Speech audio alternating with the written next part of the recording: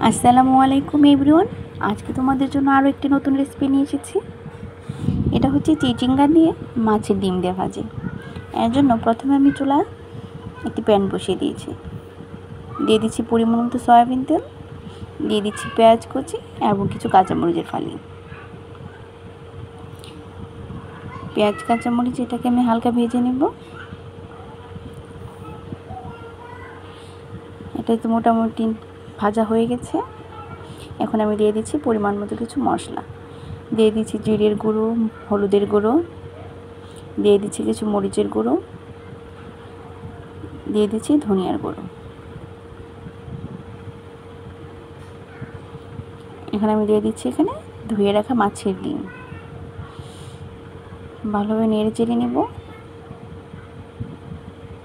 মাছের ডিমটাকে অবশ্যই আমার ভেঙে ঝোড়া ঝোড়া করতে হবে।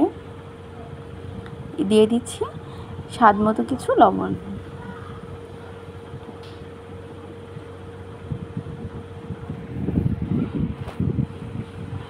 ডিমটাকে আমি ভেঙে নেব। যে ডিমটা আমার ভেঙে গেছে, দেখতে পাচ্ছ। এটা আমি একটু ভাজা ভাজা করে নিয়েছি। আর এখন দিয়ে দিচ্ছি আমার কেটে রাখা চিচিঙ্গাগুলো। আমি এরকম চাক চাক করে কেটে নিয়েছি। তোমাদের যার যেমন ইচ্ছা সেভাবে কাটতে পারো। ভালোভাবে নাড়াচাড়া দিয়ে নেব।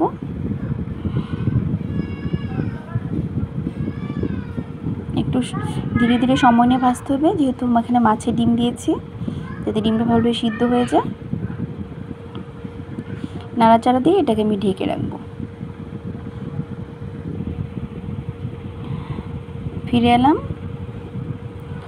অফ ক্যামেরা আমি এটাকে নাড়াচাড়া দিয়ে নিয়েছি। এই যে দেখতে পাচ্ছ আমার ভাজিটা হয়ে গেছে। এখন আমি এটাকে পরিবেশন করে নিয়েছি। এটা গরম ভাতের সঙ্গে খেতে জাস্ট ওয়াও লাগে।